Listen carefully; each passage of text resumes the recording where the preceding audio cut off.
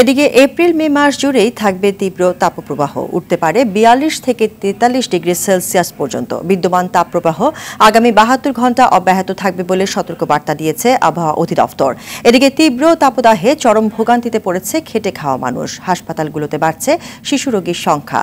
তাপপ্রবাহ থেকে বাঁচতে সতর্কবার্তা মেনে চলার পাশাপাশি শিশু ও বয়স্কদের স্বাস্থ্যবিধি মেনে চলার তাগিদ চিকিৎসকদের। আশিকুল আলম জানাচ্ছেন বিস্তারিত।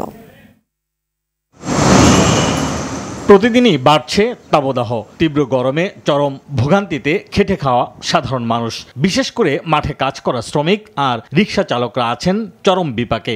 রোদের কারণে, গরমের কারণে ভালো লাগে না।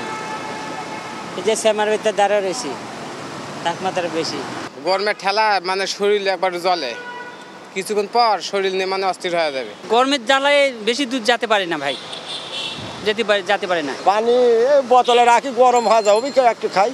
এই যে বোতল, গাড়ির মধ্যে বোতল আছে, গরম হয় কি করবো, একটু খাই, আর করার কি। একমাত্র ওয়ালটন এসি দিচ্ছে 1 বছরের রিপ্লেসমেন্ট গ্যারান্টি এবং কম্প্রেসারের 10 বছরের গ্যারান্টি। রাজধানীর আগারগাঁও আবহাওয়া অধিদপ্তরে ব্রিফিংয়ে জানানো হয়, জলীয় বাষ্প বৃদ্ধির কারণে গরমে বাড়তে পারে অস্বস্তি। তাই দুপুর 12টা থেকে বিকেল 4টা পর্যন্ত প্রখর রোদ এড়িয়ে চলার পরামর্শ তাদের। বিদ্যমান তাপপ্রবাহ এপ্রিল মাস জুড়েই অব্যাহত থাকবে। মে মাস উত্তপ্ত মাস, সুতরাং এই যে বিদ্যমান তাপপ্রবাহ, এই তাপপ্রবাহের আওতাধীন এরিয়া আজকে থেকে একটু বৃদ্ধি পাবে। 22 তারিখের পর আওতাধীন এরিয়া একটু কমে যাবে, বিশেষ করে সিলেট, ময়মনসিংহ এবং চট্টগ্রামের কিছু কিছু এলাকা এবং রংপুর বিভাগের কিছু কিছু এলাকা। তীব্র তাপদাহে হাসপাতালগুলোতে বাড়ছে শিশু রোগী। গেল সপ্তাহে ঢাকার শিশু হাসপাতালে দিনে 200 থেকে 300 শিশু চিকিৎসা নিলেও এখন তা 500-তে দাঁড়িয়েছে। আজকে 2 দিন ধরে জ্বর, খুব ঠান্ডা কাশি, এই কারণে নিয়ে আসছে।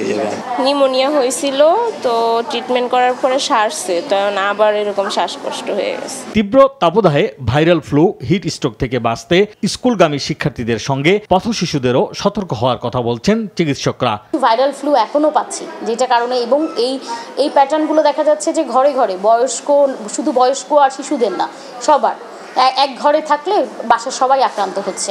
এবার কিছু ভাইরাল ফ্লু এবং বাচ্চাদের জন্য যেটা মনে হচ্ছে যে বাচ্চাদের নিউমোনিয়াতেও আমাদের গতকাল এবং পরশু দিনের যদি ডাটা আমরা বলি যে প্রায় 99 থেকে 100 জনের মতো নিউমোনিয়া আক্রান্ত রোগী আমাদের হসপিটালে এখন ভর্তি আছে। পানি শূন্যতা দূর করতে ভিটামিন সি জাতীয় খাবার বেশি বেশি খাওয়ার পরামর্শ চিকিৎসকদের। হচ্ছে কনসিকুয়েন্স, যেমন হিট ক্র্যাম্প বলি আমরা, প্রথম দিকে কি থাকে, আর্লি পিরিয়ডে হয়তো শুধু ঘামাচির মতো কিছু র্যাশ উঠে। আশিকুল আলম, আর টিভি, ঢাকা।